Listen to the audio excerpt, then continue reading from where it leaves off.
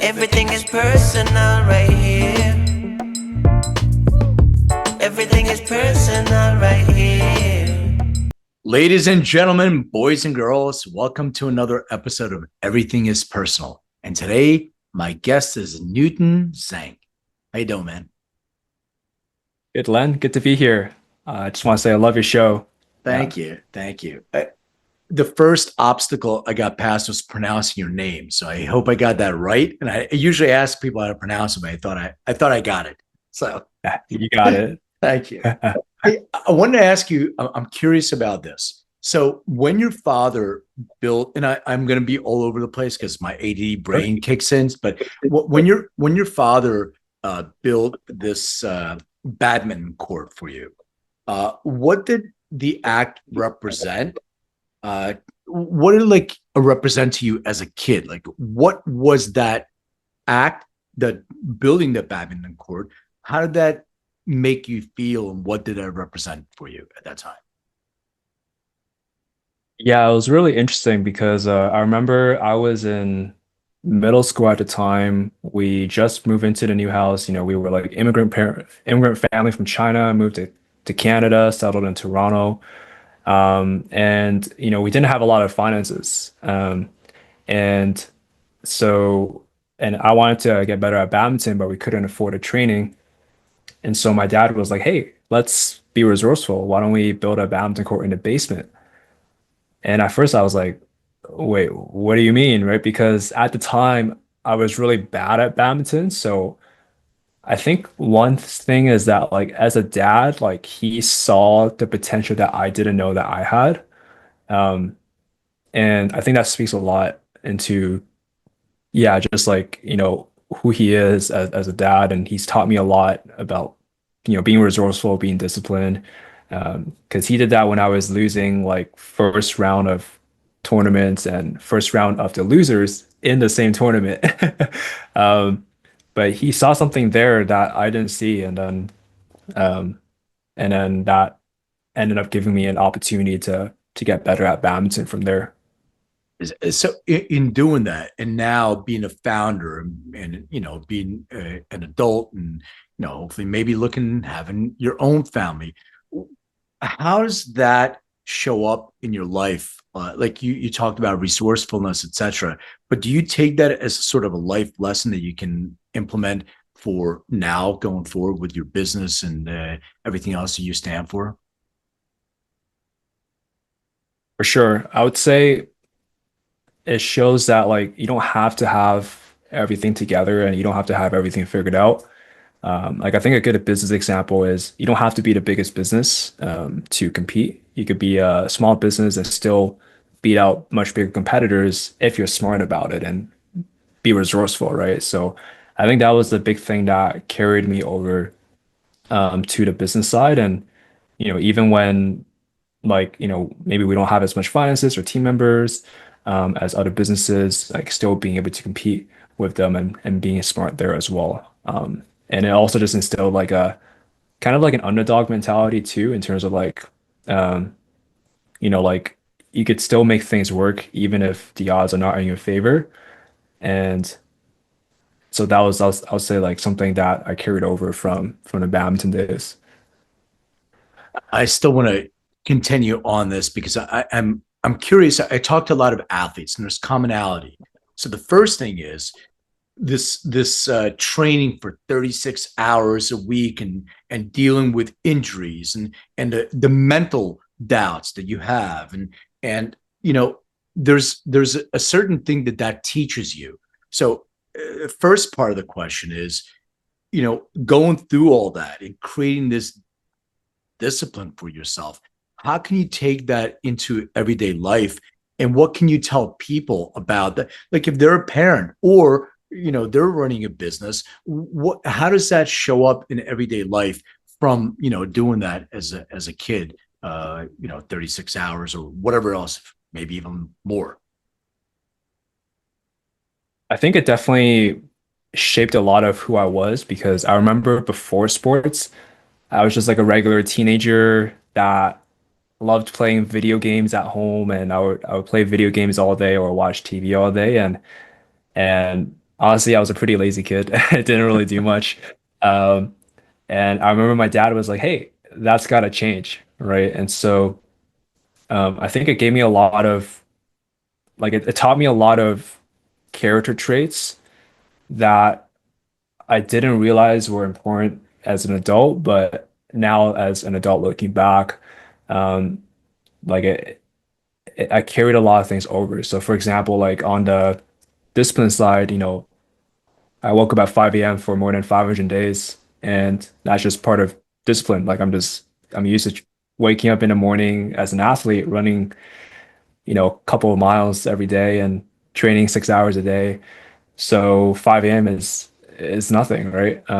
And I think in terms of like other aspects, like perseverance is really big, especially with entrepreneurship, because I failed 2 years of businesses, um, and things never work out the way that I planned. I'm Sure. sure you can relate Yeah. on your journey as well, um, and so I think badminton gave me the perseverance to be able to handle that because I think otherwise, I might have like given up a lot earlier without that.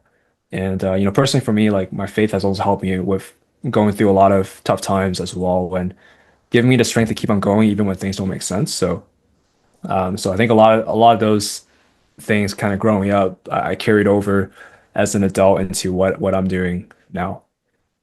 I'm also curious, and I want to go into your origin story. You sort of, brought it up a little bit, but before I do that, I want to, I want to get this question answered because I have a 21, almost 21-year-old daughter, and I know I Mhm. talk to a lot of parents, and this notion of we want them to not play as many video games. We want them to, get off the phone. We want them to have some sort of purpose and do something. But when I do this, now it's different. But when I did this as from a young age, teenager, or even before that, there's this pushback, right? Oh, Yeah. I'm rebelling, or what does dad know? I know better, and you're not going to tell me what to do, and all this other shit. The kids. I did it with my parents. I know, but Yeah. you can you're a perfect example of this. Saying, all right, my dad believed in me more than I believed in myself, and I was able to trust in what my dad was saying, what my parents were saying to me, and that gave me a different path that allowed me to open up and connect more to purpose. And I always had this support. So did you push Yeah. back, or did you say, you know what, I trust fully? And if so, like, how did that manifest itself? Yeah, thanks for sharing. And when you talk about your daughter's journey, I'm like, wow, I can relate to that 100% because I definitely rebelled as a teenager. And um, yeah, like I feel like as a parent, like they're they give the initial nudge, but in order for that to carry forward for the long term, it has to be something that they personally want to do. So I think an example for me was I remember in high school, for example, my dad, he was a computer programmer, so he's like, "Hey, you should get into coding." He gave me a coding book. I went through it. The most boring thing I've ever read. So, Right. yeah, long story short, never stuck with it because I didn't like it, right? I think badminton was kind of interesting in that at first I didn't like it, honestly, because I'm like, oh, like I'd rather play video games, right? But I think over time I started to make that my own. And I think once like I wanted to do it, then that was like when badminton started like to progress a lot more because I remember there was a point um in middle school. Actually, funny fact, like 1 year after building the badminton court, he was like, "Hey, I don't think you should do badminton anymore." And I was like, "But I want to." And then my mom also supported me. So And, reverse and psychology. I think that's the way to do it.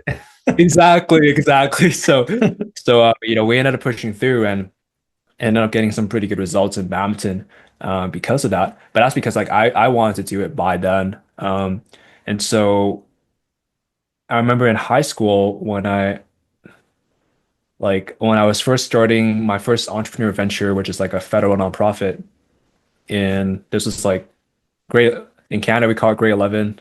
I'm sure in the US you call it different, but basically the second last year of high school, um, I was starting a federally registered nonprofit, and my dad, being the Asian dad he is, he's like, "Hey, you shouldn't do that. You should study. Like grades are important."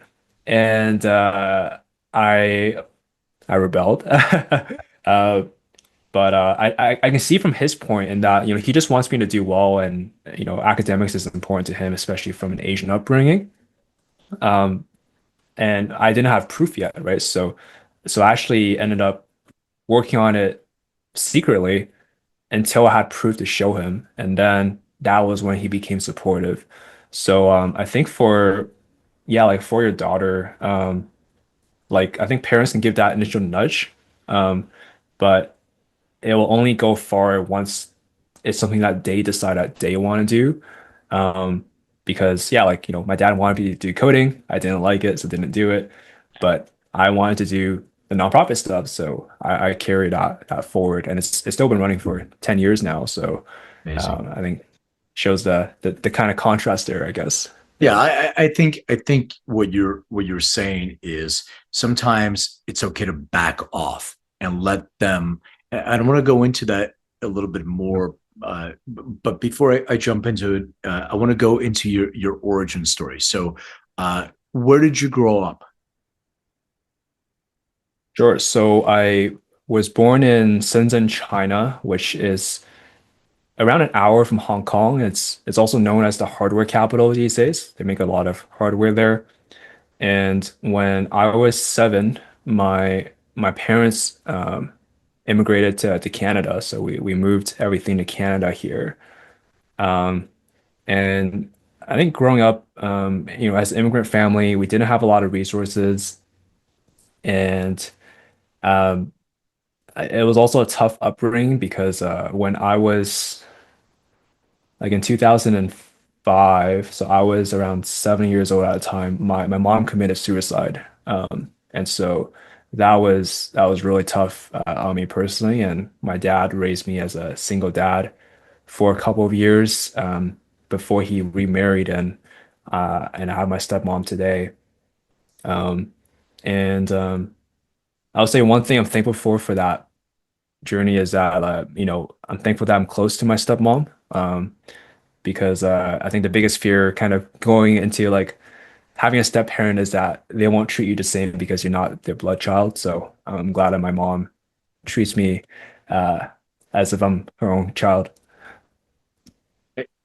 If you don't mind, if you don't feel comfortable with this, you push back and tell me. But you know,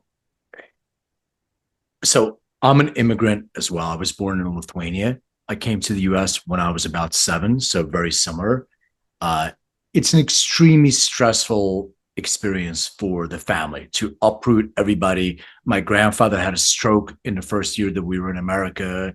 There's a lot of different things. Mhm. Did you? I mean, you were 7, so I take that with a grain at that time. But did you notice that there were, uh, some sort of depressive state that your mom was going through? And did the immigration, did the move, like trigger something in her, or was this something that was she was battling with for quite some time? Do you know? Are you aware? Yeah, I think there was a couple of factors. I think moving I think it put a lot of pressure on my mom and dad's relationship. So I remember growing up, they got into a lot of arguments, especially when we first moved to Canada. Um, and like, I know like they were trying to just do their best to like provide and figure things out, but obviously, you know, having a hard time speaking the language and, a lot of changes. There's no family in Canada.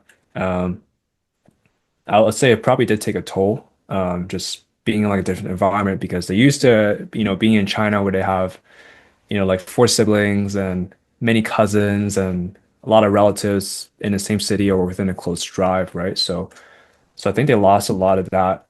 community, and a lot of that comfort. Because in China, we already had a home and we already had, I guess, a lot of the basics. But in Canada, it was like we're starting all over again. Um, so I think part of that, I think part of it was like relationship challenges. Part of that was, yeah, just like the toll that being in a new environment takes. And I think my mom also dealt with some mental health challenges. I think as a result of that, as a symptom, not as a cause. But I think just everything kind of bottled up together. Um, and I think it hit kind of like a rock bottom point when my mom and dad were on the brink of divorce. And I think that was like when it just kind of triggered a lot of things for her. So, um, yeah, so I think it definitely is really sad. I mean, it happened 20 years ago, so Yeah. I had a lot of time to heal and process it. But I know there is a part of me that's like, hey, like, why did she do it? And what if she's still here today? Yeah. Do you have siblings? So now I have two step siblings. Step My from so you were the um, only child from your mother, and um, yeah, I mean, I really appreciate you sharing this. I'm gonna um, I'm gonna see if I can dive a little bit deeper, if you don't mind, sure. in this Yeah. subject. So, going through as a 7-year-old, and you said you had 20 years to process. First of all, sadness, of course, is an impact, and blame, why, all these other things. But in processing it, did you have help? Did you seek therapy, or what was your own personal way of dealing with that? That's a good question. So I did do therapy, but I didn't do that until a lot later. Um, I think in the moment, it definitely, obviously there's a lot of tears, like, you know, to be vulnerable. I know your podcast creates these opportunities. But yeah, to be vulnerable, it was tough because like at first me and my dad were like in shock because we were playing badminton and we remember we were playing badminton. We heard this like boom sound and we're like, oh, like what is that? And then we came home to our apartment and then my dad sees a note on the desk from my mom and then he like runs to the balcony and then I go to the balcony and then we look down and my mom is on the floor where she jumped from our 11th floor apartment to the ground. I think the doctor said that she broke every bone in her body. We tried to take her to the hospital and I think in the moment, like, my dad was already in tears and everything too. Um, I think it's one of those things that um, he doesn't forgive himself for. Like it's still on his mind even to this day. Um, and I think in the moment, like at first I was like, hey, like, like I have hope that this would get better, and that she would be healed. But a couple of days later, she passed away. And then that was when it hit me. Because I went from this like, very optimistic kid to being like, oh shoot, this happened. And then there was definitely a period of time that I was just like really sad and down. Um and then my dad then also faced the reality of raising me as a single parent. So I think like I feel like my dad and we probably pushed down the emotions, to be honest. Like, I don't think we fully processed it. And I think as like an Asian family, we're taught to like not cry growing up and different things. So I feel like we processed like some of it, but then we stuffed it. And so for me, I feel like it came out after I finished school and everything. And once I started to get into the workplace and do business stuff, then all these like symptoms started to hit me and I was trying to figure out what was happening. And I only realized that through therapy that it was tied to partly due to my mom's suicide as a kid, but it was because I've been bottling it up for like 15, 20 years. It just didn't appear until now, to an extent. And so I think now I'm fully processed it now, but I think until I did therapy like 2, 3 years ago, um, I don't think it was fully processed. Yeah, and thank you so much for sharing that, because I want people to understand that pain itself and things that happen in your life, you may think that you've addressed it, but Mhm. if you're not really addressing it, as you said, it's pushed down, it's going to show up in some other way.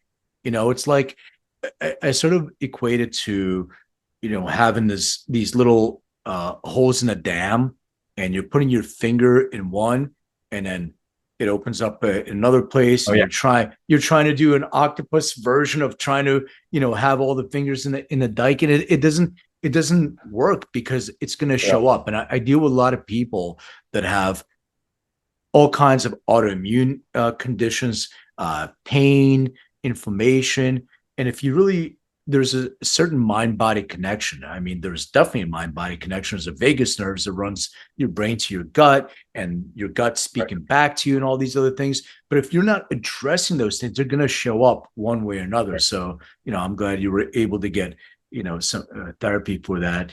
And, I'm glad you're working through that. Wanted to kind of along those lines, but a little bit different. This notion of losing. So I'm not specifically talking about loss of your mother, which is like, a huge explosion. I'm talking about losing in tournaments. Not going well, like business wise. I think you mentioned to me, or I read, I remember there was a bunch of scholarships that you applied for, and you Mm. were rejected, and like all these different things that happen. A lot of people in these, when they go through, they're like, ah, shit, I'm not doing it. That's it. I lost. I'm done with this shit. I got rejected from all these, universities, all that. What what happened? How do you push through that? And what is losing early? How does it shape in your definition of success? I think it's definitely shaped a lot of who I was from going through that because like I'm used to sticking through it, like from the badminton days and coming out the other side. And sometimes it would take 2 years, sometimes it would take 5 years, however long it takes. Um, and I think a good example of losing is like the scholarship story, and that like my parents couldn't pay for my university, like and so I think part of it was also like I didn't have a choice, like I had to make it work somehow. Um, and it's sometimes in those moments that you like come up with different things, right? And it was tough because like, I think at first like I had, a bit of pride and I like applied to these like major national scholarships and I was like, okay, I'm gonna probably get one of these, right? Like, I have a decent profile. And then I applied to one, I applied to two, I applied to three, and then I don't hear back. And I'm like, okay, you know what? It's just three. I can learn from it. Let's keep on going. So then I applied to four, five, six, seven, still nothing. And I was like, and then I get all of these rejection emails from all these major scholarships. Like, hey, like, yeah, sorry, we just have a lot of applicants. It's really competitive. Um, and like honestly, I could have given up there. I couldn't be like, hey, you know what? I applied to seven. That's a good number. That's a lucky number. Didn't work out. Um, but I was like, hey, you know what? Like, I got to figure out a way, right? And I think part of that came from my badminton days of perseverance. Part of that also comes from my faith in terms of just like having hope, even when the circumstances don't make sense. And so what I ended up getting was I saw this like scholarship webinar online because I was like researching like how to improve scholarship or something, right? And I came across this women's scholarship webinar from a girl named Brittany, and I was like, wow, she really knows what she's doing. And then she offered scholarship coaching services, believe it or not. And then I was like, oh, this is weird, but hey, I got coaching in badminton. Maybe I'll just get some coaching for scholarships, right? And then my dad was like super skeptical. He's like, oh, like who's this person? Like, I don't think it's gonna help you. And I was like, Dad, like, don't worry, like trust, like, let's give this a shot. If it doesn't work, I'll put my summer savings into this. Um, and he was like, okay, fine. And so then, she coached me through the process, and I think it helped a lot to just like kind of showcase who I am and share my story in a way that comes across on the other side for those who are reading the application. And then I also realized like, hey, you know what? I got rejected from all the major scholarships, but if I apply to a bunch of these smaller scholarships, they can all stack up. Because I had two options. I can either work 3,000 hours a year to pay for 1 year of tuition and housing, which is not feasible, or I could try to get scholarships, right? So even like $1,000 here, $500 here, it still adds up. So in my final year of high school, I went crazy and I applied to 33 scholarships, and I ended up winning 13 of them. Got featured in a national newspaper that actually because they were like, wow, like this is insane. Like no one applies to this number of scholarships. The title is literally like the scholarship goes to those who apply, which is true. Um, and I still carry that throughout all my university years because I only paid for 1 year. Applying to 33 only paid for 1 year. And I remember there was this major scholarship called the Terry Fox Humanitarian Award. Um, and it was like one of the major scholarships that allowed you to like keep on applying even after high school, like even in university. So like I was like, okay, let me try to apply for this again. So I applied for it in my first year. I actually made it to national finals, but then I got rejected again, and that was like the second time already. And then I remember in the third year, I was like, oh man, like school's getting really busy. I don't have time for this. But thankfully, a lot of the questions were still the same. So I was like, all right, let's put something together last minute, add a couple of updates from the past year. And I was like, all right, let's go for it again. Let's learn from the previous two. And I got the interview to go to the national round. And I was like, oh man, like this is the third time I have exams like the next day. It's a 3 hour train ride to Toronto to do the scholarship. So like the transit time would be longer than the interview time itself. And I had exams. But then I was like, you know what? Let's just go for it. You gotta take a shot. You miss 100% of the shots you don't take. So I went back and then did the interview, came back, did the exams, didn't really think much of it. And then I remember that summer I was working abroad in Malaysia. And I get this like random email and call, and they're like, "Hey, call me back." And I was like, "Okay." And I was like, "Okay, well, it's like from Terry Fox, so it was like, okay, maybe they're just like politely rejecting me this time. They're trying to save face, right?" And I was like, "Okay, I'll call them back. I'll accept a nice rejection letter." And and I called them, and they're like, "Hey, congratulations, you got the Terry Fox Humanitarian Award." And I was like, whoa. And then I think an interesting thing is like people pay attention to how you respond to setbacks because every year they have different people that review the applicants, right? But there was one person on the national interview selection committee that was the same. So he saw my application for 3 years straight, and he saw that I kept on going. Um, And that also aligned a lot with Terry Fox, who was, someone that really persevered, ran through Canada, through cancer.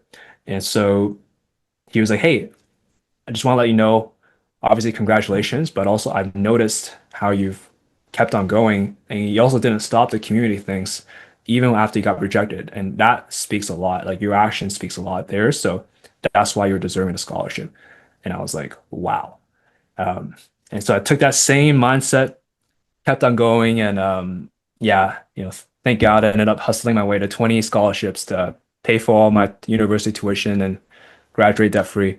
Yeah. Um, and that was definitely quite a journey. It's such an amazing lesson for people because it's this notion of perseverance, and I think in business now, marketing and SEO and all the stuff that you do, some people talk about purpose, right? So I have a business. It doesn't align with my purpose, but Mm, you have a business, but you also have done, and correct me if I'm wrong, there was wells dug and the orphans and all. So your own business, like how you generate revenue, does it need to fulfill all of your purpose, or can you have a business where you're generating revenue for whatever you're doing and then also applying some of that to something that does fulfill your purpose?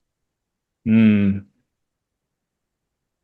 Yeah, it's interesting because growing up, I thought that you have to do something that you're, passionate about from the get-go. And I actually started off, my first entrepreneurial venture was a nonprofit, and it still runs today. But I realized that I was limited in the impact that I can make because a nonprofit can't really make money, and so there's not really a lot of resources to work with, right? So I actually got into business because I was like, hey, this is a vehicle to create more wealth, and then you can channel more resources to then support different causes of your choice. So I've, I don't think your work has to be something that you're absolutely passionate about. Like obviously I like what I do, and Yeah, I yeah. think I just as an entrepreneur I like building things. Um, is it this thing that I'm the most passionate about? To be honest, no. But but I do still like doing it, and I think it gives me a chance to channel things into these different charity causes and provide the vehicle for that. And I think for especially for those who are starting out, it's like if they can't even support themselves or have cash flow, they can't support their passion, right? And so I think having that vehicle, whether that's it's business, whether it's real estate or whatever it is, it just gives you a lot more options for how you can make an impact in your purpose. And so I think that really changed my perspective on things, looking back. Yeah, it's so I think you said something I just want to emphasize. Some people hate what they do, and they should not do what they hate. But if you Right. like what you do, it doesn't have to connect to all of your purpose. It doesn't have to, like, when I was growing up, I always was jealous of kids that found, like, I picked up my guitar. Shit, when I'm 8 years old, I know that I'm going to do this the rest of my life, and I'm like, I don't really know. I'm not sure, but I know one thing. If I used to work in kitchens as a busboy and a waiter. I'm like, I fucking hate food service. I hate it. I am not cleaning people's plates. I'm never doing this again. But there's other jobs that I had that I really liked. Did it fulfill Mm, my purpose? Not necessarily. But as you said, it allowed me the freedom to do things mm. on the side that were connecting. Even when I was doing commercial real estate, at some point I was like, I'm just making wealthy people more money. But that money allowed me to do other things and invest and invest in things that time wise that were more Right. fulfilling and more purposeful. I wanted to ask you about your faith a little bit, and if you want to talk about injuries and all the other things, but there a moment, and we all grew up with our own beliefs of whatever faith is to us. We get from our parents, we get from external sources, but when we have it ourselves, when it comes from within, it changes everything. Was Right. there a moment, and what was that moment that it sort of enlightened you? Mm. Yeah, in my journey, I would say I have a different story than a lot of people because my family is actually not religious, and I grew up atheist, and yeah, my dad is still agnostic. And I used to be that guy that like I remember in high school. my friend told me that he was Christian, and I was like, oh, like why would anyone believe in that? Like this is like BS, right? So I was like that guy on the other side. So it's really interesting looking back on just how things have changed. Um, and I think when it hit me was in my first year of high school, I was playing badminton at the national level. And, I was, after the basement story and putting in the work, ended up doing pretty well on the state level and the national stage. Um, and I feel like badminton was like basically like my identity at the time. It was like if I did well, obviously I was really happy. If I lost in tournaments, I got really down. And I remember this was like 2011. Like all of a sudden, I just got like a series of injuries that made me skip a lot of the tournaments that I wanted to play. So I think during that time, I did a lot of soul searching. I was like, hey, like, what's the point of all of this training, all these things, all these hours, but not being able to play? And then even when I did get back on court, I wasn't that good anymore because I was out because of injury. So I think during that time, I had like an identity crisis, and I was like, okay, there has to be more to this than just putting my identity in this. And I remember stumbling across some like Christian blogs, and I was like, huh, this is interesting. This it talked about like, how to be rooted through life, even through all the ups and downs. Um, and I remember that Christmas, a family friend invited us to the church, um, and I answered the altar call, and then my parents thought I was crazy, but I went up there and gave my life to Christ and accepted Jesus for the first time, and I think yeah, like during that time, the biggest shift that I made in my life was like I started to put my identity in God instead of in badminton, and so and that was really powerful because even when things were not going well in badminton, like it didn't matter because that was not my identity, that wasn't who I am. And so by putting my identity in God, it helped me to keep going through a lot of tough times, even when things didn't make sense, because I had that perspective that, hey, like I don't know why this is happening, but I know that in Romans 8:28, it says like in all things, God will work things out for those who love him. And I just had hope and faith that everything, like God will work everything out. And looking back, he did. Um, he taught me a lot of perseverance, and still had a nice final outcome as well. So carried that over to my high school years, fell away from faith during my university years, had another crisis, life crisis, a rock bottom moment after graduating and failing a bunch of businesses that then brought me back to faith. And Yeah, been on that journey since 2019, being back in faith, and I would say like, yeah, I can't do life without God for sure. Do you feel that faith and that connection also helped you through the healing process of dealing with your mom's passing and everything? I would say so, yeah, because I think I used to be someone that like I was very prideful and like I would kind of show success on the surface level, but I was going through a lot of things internally. It's just I wouldn't talk about it. I would bottle it up because that was what I was taught to do. Um, and so when I came back into faith in 2019, I remember I was like failing a bunch of businesses. My co-founder left me, my girlfriend left me. I had no money. Yeah, it was tough. It all happened in the span of 2 weeks as well. So it just all hit me at once. Um, and so a friend of mine invited me back to church, and I was like, oh, like, well, nothing else is working, so let's give it a shot. And I went back, and I felt like God was really speaking to me in that moment about purpose and to keep on going. And what a healing journey came in was one of my classmates went to this church in Toronto, and he was like, "Hey, you should come to this men's group." And I was like, "Ah, like I'm busy. I'm working on my startup." But he's like, "Hey, that's free food." And I was like, "Okay, you got me. I'm coming." Free food. So I went, and it was like a men's group from this church, and I've like never really been to a men's group before growing up.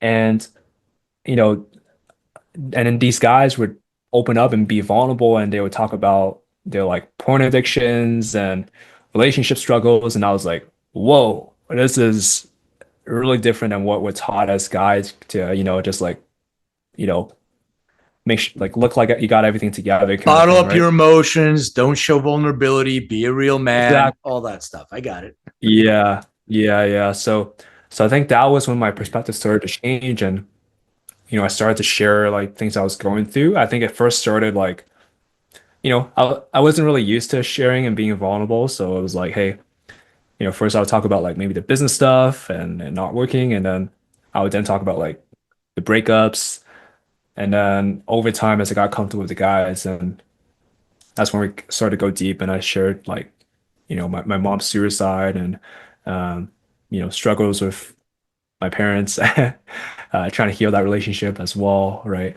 And that I think it was like therapeutic in a way because it basically gave me an outlet every week to share. Like it was like a therapy session in a way, while growing closer to God as well. So I think that doing that for the last 5 years has definitely helped me to process a lot, and to be comfortable with sharing these things too. Like helping to see like vulnerability as strength. It's not a weakness as a man.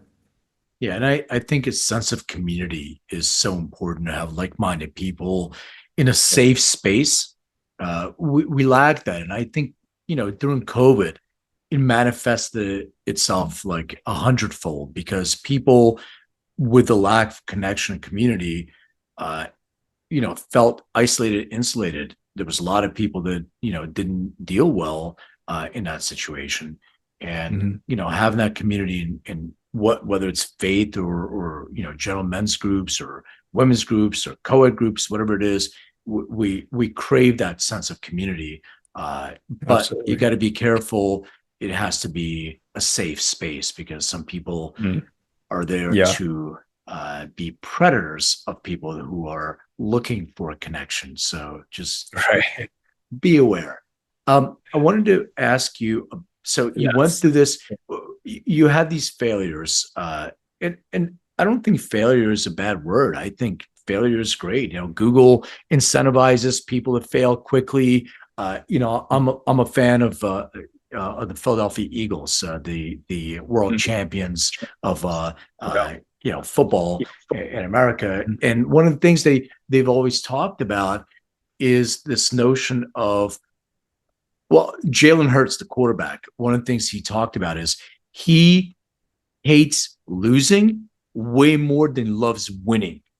And I'm like, that is what a mindset. Like you want to do everything because you're incentivized to win, not because you love, not that he doesn't love winning, but you hate losing so bad. So this notion of failing, learning. And then you had these failures and you had this crisis, as you said, you went to your faith group and Yeah. this men's group.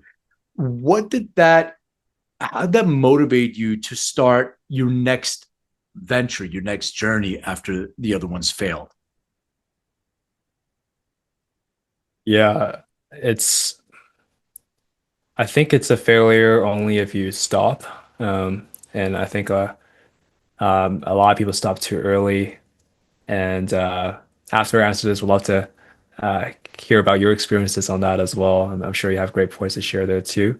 Um, yeah, I think having that community definitely helps a lot to process those things. Like in terms of, I remember when I had like this big founders breakup in like early 2020.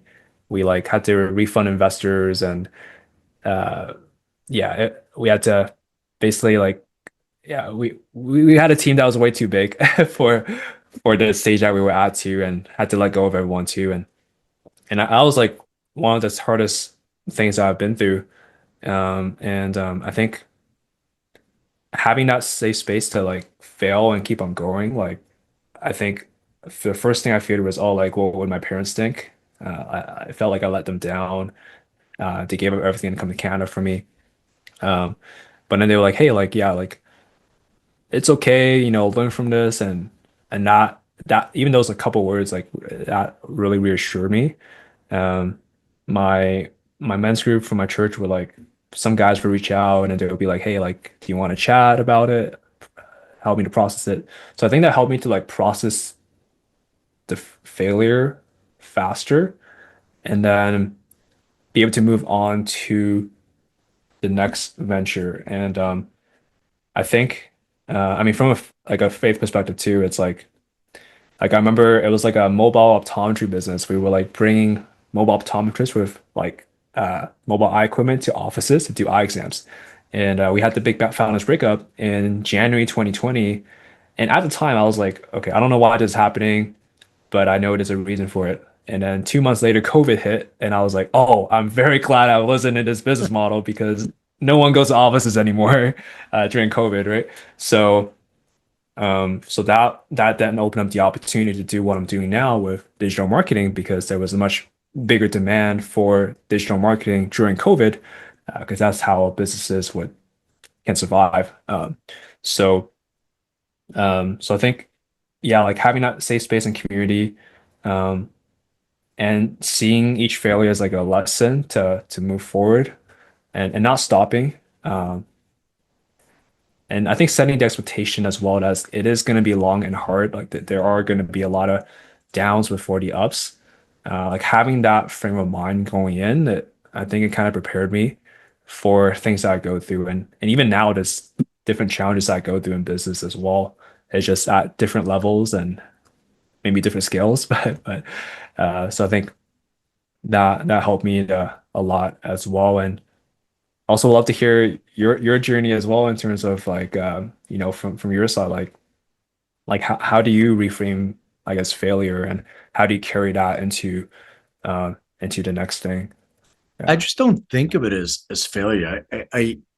One of my mentors a long time ago said, "You either win or you learn," and you just go on, you learn. I'm like Yeah. the thing that failure represents to me is this notion of being okay with mediocrity. So Mm, if you're waking up every day and it's Groundhog Day again and it yeah. sucks, but you're choosing to do that, that's the failure that you are choosing to select for yourself. You have a choice. You have Yeah. a choice to continue, or you have a choice to do something different. And we're creatures of comfort. So we are built for comfort. It's much easier to sit on a couch than it is to get up and go to the gym. But Yeah. if you are incentivized in some way, you have to connect to your reason why. And like people talk about why, it doesn't have to be a big thing. And people are always overwhelmed with why. I think why can be something because it makes you feel better. I'll give you an example. So a couple of Yeah. things. What's your why? Yeah. I'm I don't. curious. Well, it's a why. It's just a different why for different things, right? So for the Yeah. gym, just for the gym. Mhm. So first of all, I know it makes me feel better. I know it gives me better health, bone density. I'm in my mid 50s. I have to keep myself in decent shape. I see generations before me. I see people my age that look like they're, old men. And you can do this, but is that enough of a why? Mm, Not really. What I connected to was how I reward myself for doing that. So mm. funny enough, I love the sauna. So I know I'm going to go to the Um, gym and I'm going to yeah. finish my day at the gym or my time in the gym by going to sauna. So the gym, all the working out is just a means to get to the end of going to sauna. So same thing with things like hiking. I love Yeah. hike. I never knew that I loved hiking until I moved to LA 16 years ago. I love to hike, but why? Yeah. Because it connects to my flow state. So I'm in Uh, nature, I can breathe in clean air, and I can yeah. disconnect. And I disconnect where my mind is open. And what happens there, things flow in. Instead of me Yeah. thinking about things, they flow in. And luckily, after I'm done, I have my phone, I take notes, and I'm like, comes up with the best ideas. I wasn't thinking about these ideas. They just came in because my neurochemistry was in homeostasis. It was coming and secreting the right neurochemistry at the right moment, which is creating flow state, which then things start flowing in. So it doesn't have to be anything humongous because we get overwhelmed. It can be little baby steps, and just keep doing that and coming up with the incentive. And by the way, if you see people, I talk about this example all the time, people make their New Year's resolution, like, I'm going to go to the gym. January, February, the parking lot's packed. Everybody's at the gym trying to work out. Why? Well, because I made a resolution. What, is that enough? Well, obviously not, because March and April roll around, the parking lot's half empty already, and people revert back to their habits. And it's very, very difficult to change your habits, and it takes that level of discipline. That's why I was asking you about the sports and the discipline, and overcoming and persevering, because those are the key factors that create these connections throughout the rest of your life.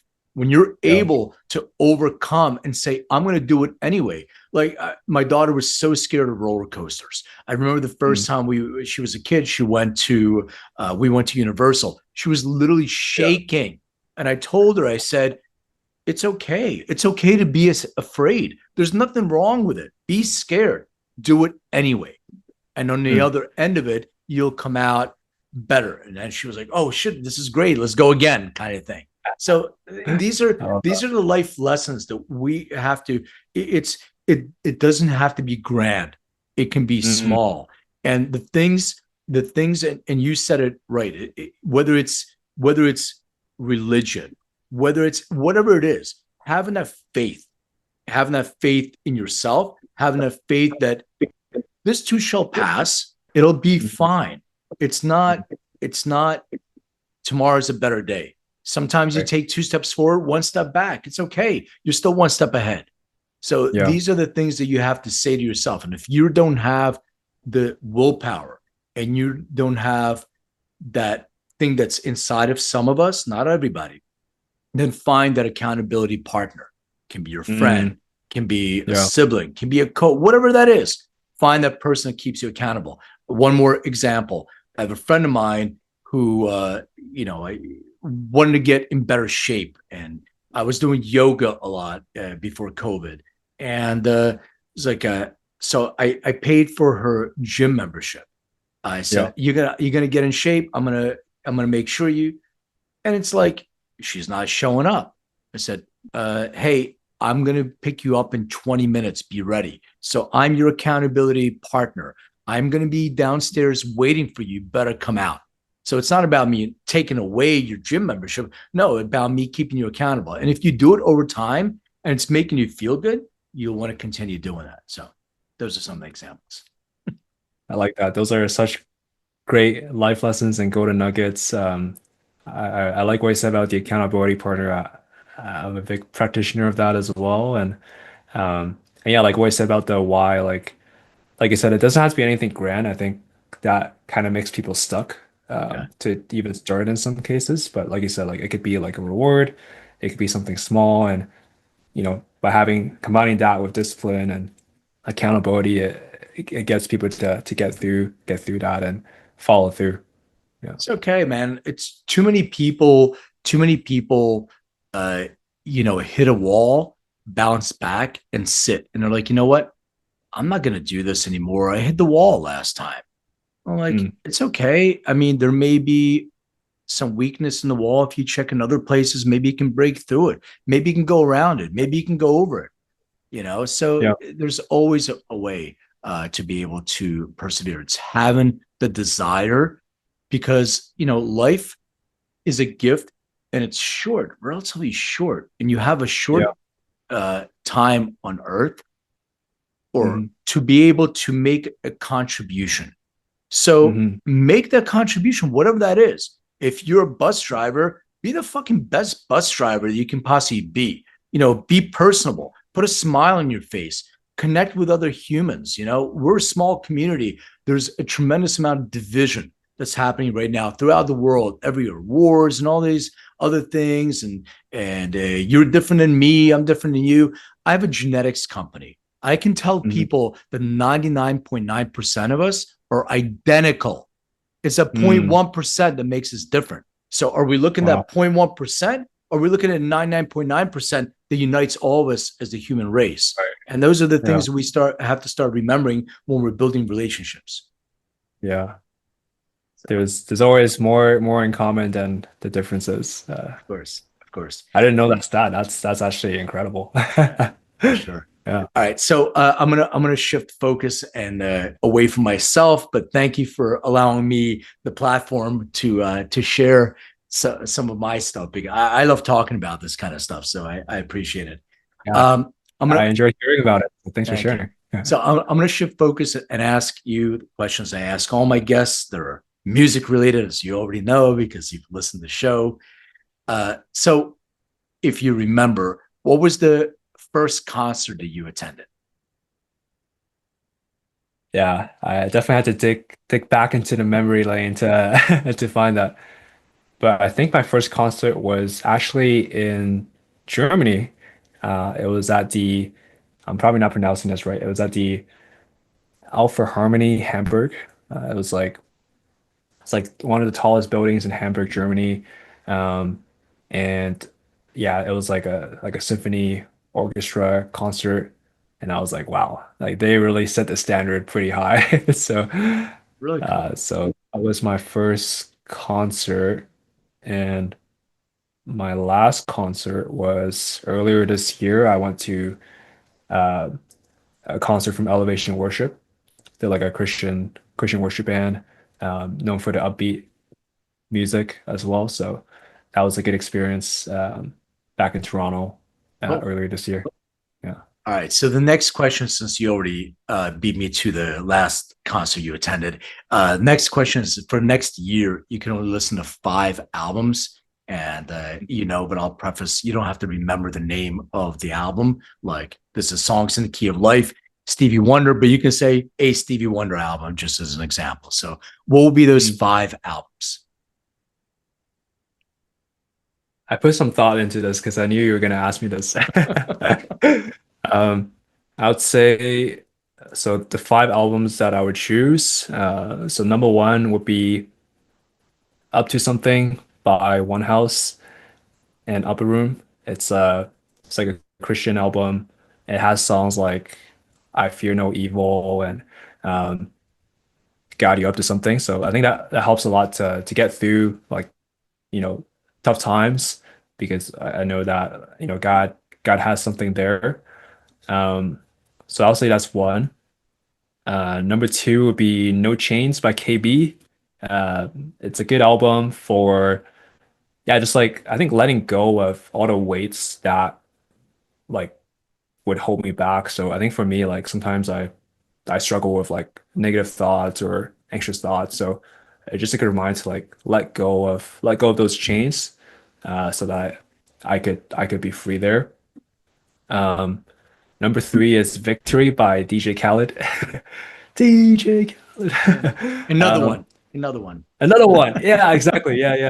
So that's actually a really good pump up music for tournaments and competitions. It helps me to get into like a frame of mind. Um, and obviously victory is also nice too. It's like Oh, yeah. all I do is win, win, win, no matter what. Yeah. And so I listen to that like before playing sports and before going to competition. It gets me into like a pretty pumped up state of mind. So that's the third one. The fourth one is All For You by Stevie Huang. So it's actually very different than the first three, and I find that it hits a whole different part because like I can relate to a lot of his songs, especially when it comes to dating and relationships. Um, some of his songs in his album has actually helped me through some breakups. So definitely is meaningful there. And the last album, just to mix it up a little bit, would be Reggaeton by J Baldwin.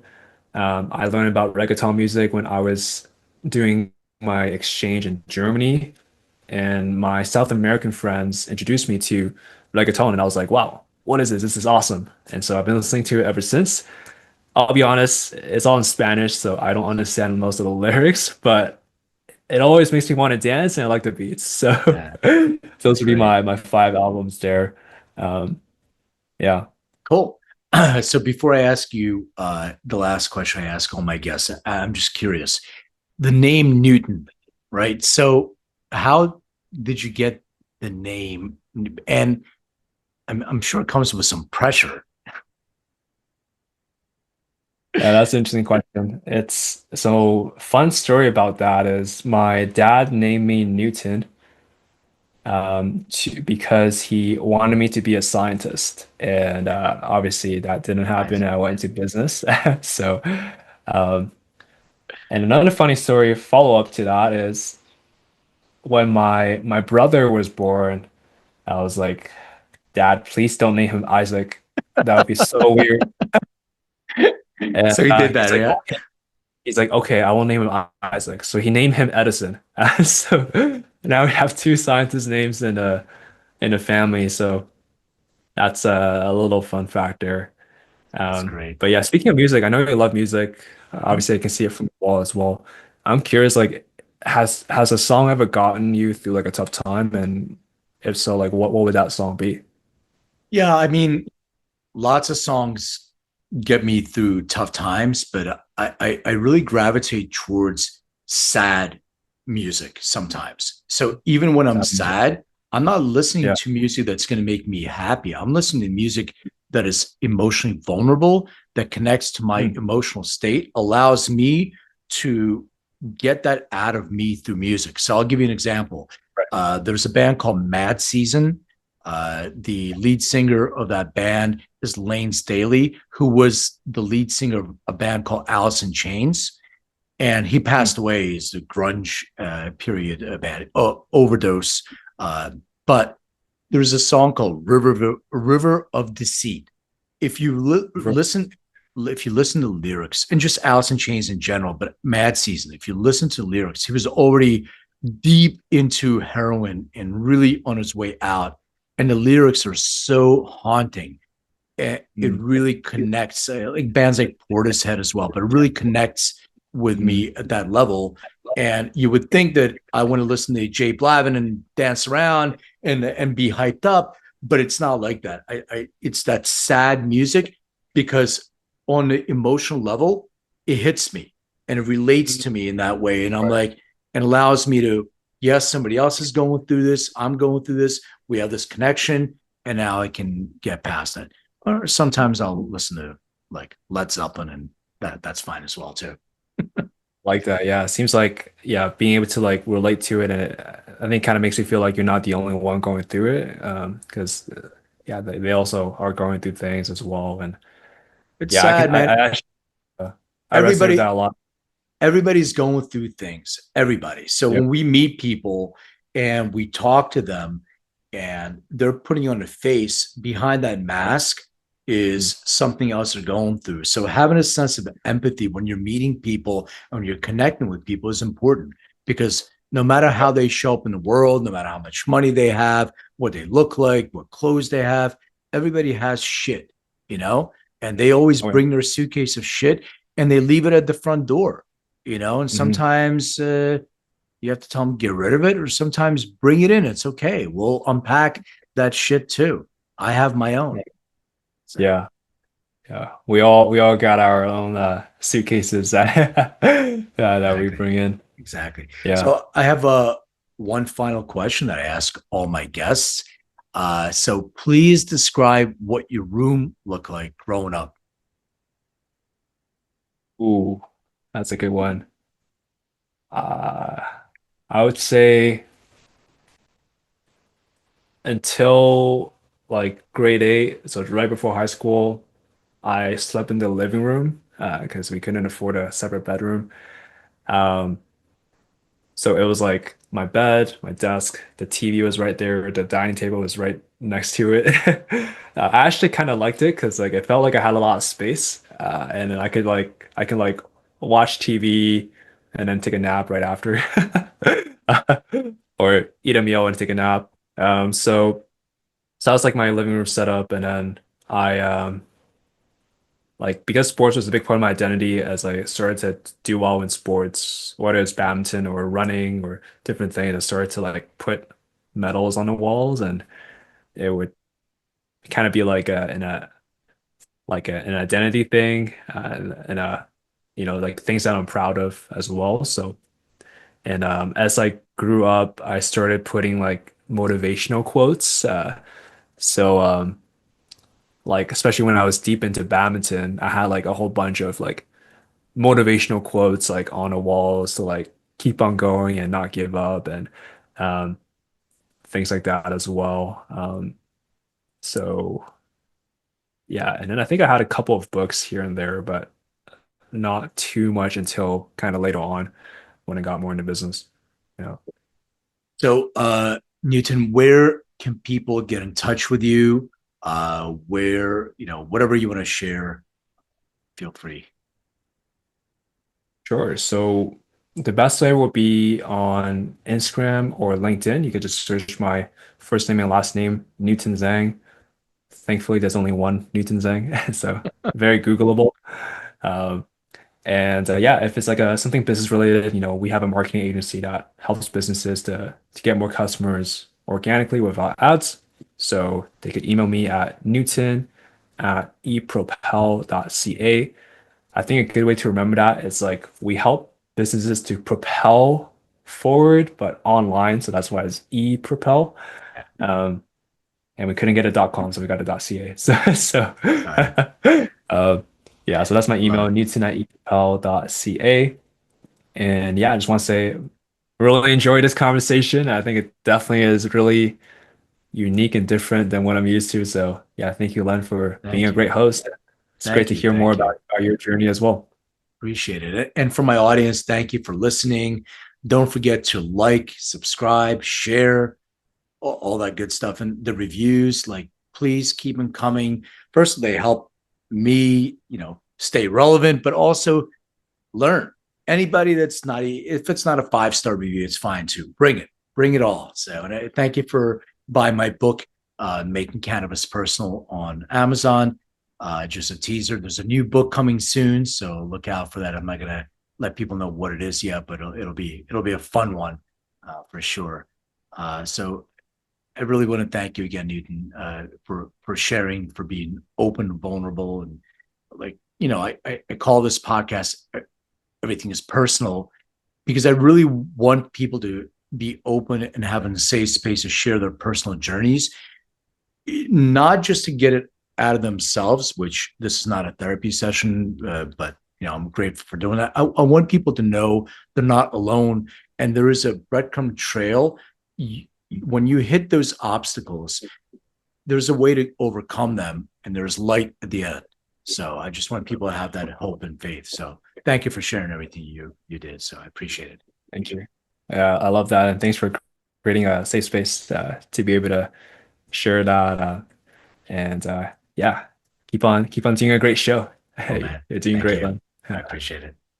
Hey, everyone. So does anybody know what greening out means? I've been the recipient of so many calls over the years of people greening out. That means they took too much THC and had an adverse reaction. So I always recommend other things, but nothing really concrete. Now I can. There's a solution. It is called Antidose. Antidose.com is quick. It's rapid.